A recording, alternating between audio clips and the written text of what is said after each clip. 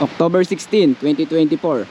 So ngayong araw nandito tayo sa may Angol Beach, katabi ng Station 3. Ayan guys, kung nakikita nyo yung mga may paraw sailing boat, Station 3 po yan.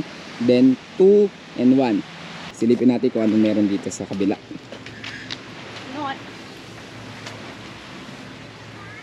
At kung ayaw nyo rin po pala sa matao, ayaw nyo sa crowded, dito guys, saktong-sakto sa inyo rito. Kita nyo naman, hindi masyado matao. Medyo dulo na kasi siya ng Boracay guys. Ang ganda rin ng mga rock formation. May nakita nga tayo nag-shoot dito guys. Oh.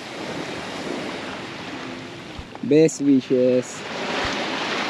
Kita nyo naman, walang masyadong tao. Napakagad ng panahon, hindi maulan at hindi rin masyadong mainit. Saktong-sakto lang para magbabag sa napakagandang tubig ng Boracay Island. Yun lang, see you!